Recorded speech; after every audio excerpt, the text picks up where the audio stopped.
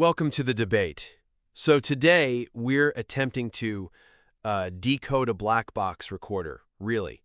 We're analyzing Linearity, the concept album by the artist Vex. Now, if you're listening to this, you likely know this isn't just a collection of sad songs. It's a dense, almost hermetic text that mashes up cold, hard computer science, coding errors, infinite loops, 404s, with this really visceral, bloody biology. Spines, viruses, DNA. It maps the total disintegration of a human being using the language of a system collapse. It is a difficult listen, frankly. It's claustrophobic. You feel like you're trapped inside a machine that is slowly overheating. And what makes it so fascinating for our purposes is that Vex just refuses to give us a clear cause of death. And that's the core mystery we're trying to solve today. When you look at the wreckage described in Linearity, what are we actually seeing? Does this album depict a systemic failure caused by an external predatory force, the partner, who hacks and destroys an innocent subject? Or does the text reveal a fatal architectural flaw from within the narrator themselves? I mean, it's the difference between a homicide and a critical user error, right? Is the narrator a victim of a hostile takeover, or did they write bad code that was just destined to crash from line one? I am firmly taking the position that this is a tragedy of external destruction. For me, Linearity documents a crime scene. The narrator is a functioning system that is invaded, stripped of its resources, specifically oxygen, and left in ruins by a partner who acts as a predator. The failure is imposed from the outside. And I read the source code very differently. I believe the text points toward internal complicity. The narrator isn't just a victim. They're the architect of their own downfall. They explicitly state they gladly became the prey. The glitches, the loops, the pain, I think it's all self-inflicted because the narrator built their home on a known fault line. They're running a program they know is broken because they prefer the crash to the silence. I think that's a harsh reading of trauma, but let's get into the evidence. I want to start with the initial event, the crash. If you look at the opening track, 404 My Heart, the causation seems, well, undeniable. The lyrics are, "You 404 my heart, vanished like a glitch I couldn't control." Like a glitch I couldn't control. Exactly. For the non-technical listeners, a 404 error isn't just a crash, it's a not found error. It means the server is working, but the specific resource you asked for is just gone. The narrator frames themselves as the machine, and the partner is the user who deleted the file. The line, "You typed your name across my soul," that implies an overwrite command. The partner enters the code, changes the syntax, and then vanishes. The narrator asks, "Was I a bug in your design?" This isn't someone building a trap for themselves. This is someone who was functioning perfectly until an external user crashed my world and left it apart. Okay, but you're focusing on the result, the 404, but you're ignoring the permissions. A hacker doesn't they don't just walk in. Usually someone leaves a port open. You mentioned the predator motif. Let's look at favorite game. The narrator explicitly says, "I handed you the keys to every locked door in my chest." In cybersecurity terms, that's granting full administrative access. That's trust. That's intimacy. It's recklessness. And then we have the line that I think totally dismantles the innocent victim narrative. You were the predator and I gladly became the prey. They aren't just accepting the toxicity. They are eroticizing it. They are inviting the venom because they're blinded by grace. If I give you the password to my bank account and you drain it, yes, you're a thief. But if I say, "Please take my money," am I a victim or am I a participant? But isn't that exactly what grooming looks like in a system? A skilled hacker or a manipulator doesn't always break down the door with a brute force attack. They trick the system into opening it. The blinded aspects suggest deception. And we have to look at the resource extraction. Look at the recurring oxygen metaphor established in the anatomy of Linearity source material. The oxygen is key. I agree. Right. In Home, the narrator is gasping for oxygen that's no longer there. In Call Out My Name, the accusation is direct. You took the oxygen and left me the flame. This is crucial. The partner didn't just leave, they removed the conditions necessary for life. It's like terraforming a planet in reverse. They made the narrator's environment uninhabitable. That is an act of systemic violence, not a design flaw in the victim. You can't blame a computer for overheating if you pull out the cooling fan. See, I'm not convinced by that. Because the album suggests the narrator refuses to breathe any other air. It's not that there is no oxygen in the world, it's that they only want the specific brand the partner provides. In Ghost, the narrator says the partner's taste is the only air left in my lungs. They are rejecting the atmosphere of the real world in favor of this phantom script. Or the damage is so severe they physically cannot process normal air anymore. Maybe. But if we are talking about biology, and the album pivots to biology constantly, look at XYXX. The narrator isn't a passive victim there. They shout, I am the collision, I am the splice. They say, I am the virus, I am the solution. This is not someone being dismantled. This is someone demanding to be grafted onto another person's spine. That is active, aggressive entanglement. We do need to get to XYX in detail, because I view that track very differently. But first, we have to settle the setting. The album relies so heavily on the metaphor of home, A structure that collapses. a structure that was stolen. According to the source, The Architecture of Belonging, home in Vex's work is identified strictly as a person. It's not a place. It's not a building. In the song Home, the lyrics are just heartbreaking. You were the gravity that held my atoms down. The partner was the only shoreline. Where I didn't fear to drown, yes. Exactly. The tragedy is the structural collapse of this sanctuary. In Frozen Frequency, the narrator notes that the architecture is still holding the shape of you, but the mortar is dust. The binding agent, the trust, the love is gone. In Call Out My Name, the partner transforms from a home into a locked door. The narrator is left in ruins, not because of poor construction, but because the foundation, the partner, removed themselves against the narrator's will. The homelessness described in one isn't a failure of the narrator. It's the result of an eviction from the only reality they knew. Okay, but I have to stop you there. You're describing the collapse, but you aren't looking at the blueprints. If you build a house on quicksand, you don't get to act surprised when it sinks. And where's the quicksand in the text? It's in Favorite Game. The narrator admits, we built a house on the same fault line. They knew the ground was unstable. They knew the partner had venom for blood, and yet they built there anyway. Why? Because the ghost of you was more real than the man I'd become. That is a refusal to engage with reality.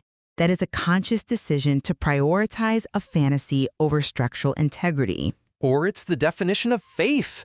You build on the fault line hoping the earth stays still because you love the location. That's human nature, not a system error. In the context of this album, it is absolutely an error. Waiting is Dangerous explicitly critiques this mindset. The lyrics call a pro and con list a paper cage. It says the perfect conditions are a fault in your design. The narrator is trapping themselves in a ghost of the life that you didn't quite brave. The homelessness you mention in one, that's a direct result of the narrator's reliance on what Mint calls a blueprint of a life I never fully understood. They were living in someone else's architecture. Of course it collapsed. They never built their own structure. They were a nomad of the soul until they found this person, and they remained a nomad afterwards because they refused to lay their own foundation. I think you're blaming the tenant for the landlord's negligence. The narrator says in Home, I fell into your rhythm like a prayer falls into night. That is a surrender to safety. When that safety is revealed to be a trap, or when the hearth has been traded for cold, that is a violation of the lease, to keep with the metaphor.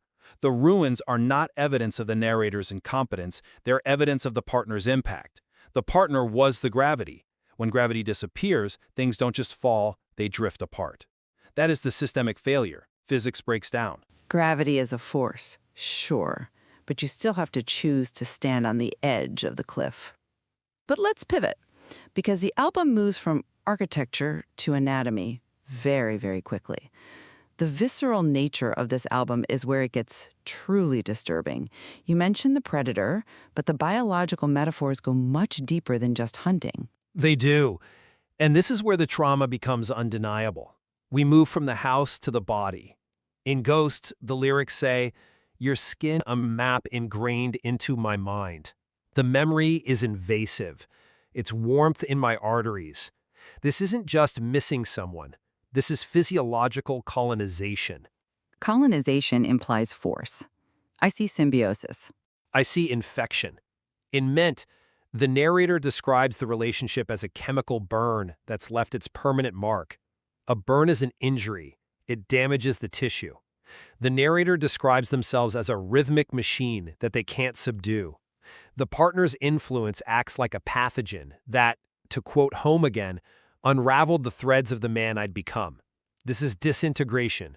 The partner took the light from the sun and left the narrator as a vessel with a shattered hull. That is the language of a wreck, not a willing participant. The narrator is describing being hollowed out. That is a compelling argument for the result, I'll give you that.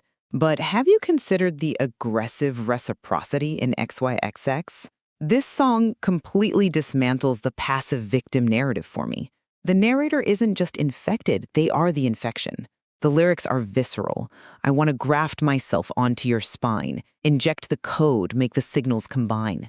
I see that as a desperate attempt to keep the connection alive. It's bargaining. It's more than bargaining. It's a demand for mutation. You bring the X, I bring the Y. The narrator says, it's a biological imperative. They are screaming, swallow my sequence. This is not a systemic failure imposed by the partner. This is the narrator demanding to be tangled up for eternity. As stated in Quantum Pain, they don't want to be healed. In Ghost, they explicitly say, I don't want the cure if the sickness feels like you. The architectural flaw is that the narrator prefers the virus to the immune system. They are choosing the ache because they worship it. Worship in that context is a symptom of the withdrawal. When they say, I am the virus in XYXX, it reads to me like the narrator is internalizing the partner's rejection. They have been treated like a bug, a glitch, a virus to be purged, a word used in Kangaroo Love, and so they embrace that identity. In a moment of hysteria, if I am the virus, then you cannot erase me. It's a defense mechanism against the cold, null bite of the partner's silence. But that defense mechanism is exactly what creates the loop. And that brings us to the structure of the album itself, linearity. Which is ironic, of course, because the album is anything but linear. Precisely. The narrator is stuck. But why? You would argue the partner locked the door. I would. The loops are a prison created by the partner's silence. Look at Frozen Frequency. This is the key track for the loop motif. The loop keeps playing because a secret you're guarding is a promise you keep. The narrator is stuck in static, like a record skipping. Why? Because they are starving for the oxygen of one final word. The partner refuses to provide closure. Your silence is a predator, the lyrics say. Silence is a predator. That is a strong line. It is the central thesis of my position. The narrator cannot move forward linearly because the partner has removed the bridge. They're waiting for a sea of green, as Waiting is Dangerous says, but the partner gives them nothing. In coding terms, this is an infinite loop caused by an undefined variable. The program keeps checking for a value, why did you leave? And the value returns as null, so the program runs again, and again, forever. See, I come at it from a different way. I think the loops are self-imposed recursive functions. The narrator is loyal to the cycle. In Favorite Game, they admit the cycle is the only thing you're loyal to, referring to the partner. But the narrator stays in the clearing, waiting for the sting. They know someday is a disease. They know they should jump as waiting is dangerous, commands over and over. Jump, adjust the weight, jump. But they don't. Because they're paralyzed. I am fossilized from Frozen Frequency. Paralyzed by their own refusal to let go. In Ghost, they say, I worship the ache. I worship the ghost of us. They are building a sanctuary in the dark to keep the ghost running free. The system isn't failing because the partner left. The system is failing because the narrator is running a forever loop of memory that consumes all their resources. Even in Forevermore, which sounds hopeful, sailing on a starlit ocean, it implies a return to the partner, the path back to what we used to be. The linearity the narrator seeks is actually a circle back to the source of the pain. They are rewriting the code to ensure the crash happens again. That's a cynical reading. Forevermore could be interpreted as a hallucination, sure, or a flashback. But if we look at 404 My Heart again, the narrator says, I can't roll back to that time. They know it's impossible. The tragedy is that the 404 error is permanent. The void where the partner used to be is real. The narrator isn't choosing to loop. They are stuck in an endless for loop of why, because the data they need to process the breakup, the reason, is undefined. But the narrator declares, I am the variable in XYX. They have the power to define themselves, but they refuse to do so independent of the partner. They want to be the Y to the partner's X. They refuse to just be a standalone integer. But let me give you a different perspective on XYXX. That song sounds like a fever dream, a breakdown. It's the sound of a system trying to force compatibility where there is none. But the ultimate result, the reality of the album, is one. The onus of being is described as a loss. The narrator is a ghost in the hallway. Why? Because you took the oxygen. I maintain that linearity is a document of a masterpiece stolen, a beautiful theft from frozen frequency. The evidence lies in the shattered hull. No matter how complicit the narrator tried to be in XYXX, no matter how much they tried to graft themselves, the ultimate result was a unilateral deletion of the self by a cold null byte. The partner executed the delete command. And yet the narrator remains to sing the songs. My closing thought is this. The album is a confession of a fatal design flaw within the narrator. The narrator admits, I am the variable. The suffering persists because the narrator worships the ghost rather than exorcising it. They explicitly state in Kangaroo Love that they try to purge the silences, but they fail because they are starving for it. The systemic failure isn't the breakup. It's the narrator's inability to exist without being grafted onto someone else's spine. They are a compass spinning in a room with no north because they never defined their own north. And I would argue that when you're a compass and someone brings a giant magnet next to you, the partner, and then runs away, you spin because of physics, not because of a character flaw. But eventually, the magnet is gone, and you're still spinning. Because the magnetization is permanent, etched in my spine, as the lyrics say. You can't just patch that out. It seems we have reached the event horizon of this debate. We do agree that linearity explores this terrifying intersection where love becomes indistinguishable from code that can be deleted and biology that can be mutated. It is a brutal text, and it leaves us with the song one. The narrator wants to sit upon the throne and regain pride. They see a fire in the ashes. Is that fire a sign of rebirth, or is it just the final sparks of a motherboard burning out? The narrator says they are paying for a love I haven't felt yet. The debt is still being collected. And later is a debt you can never pay. A chilling line from Waiting is Dangerous. Indeed, whether it's a systemic failure imposed by a cruel user or a fatal architectural flaw in the narrator's own blueprint, linearity remains a masterclass in documenting the error logs of the human heart. Well put. We will leave it to the listeners to decide if the code can be patched or if the system needs a hard reset. Thank you for joining the debate. Goodbye.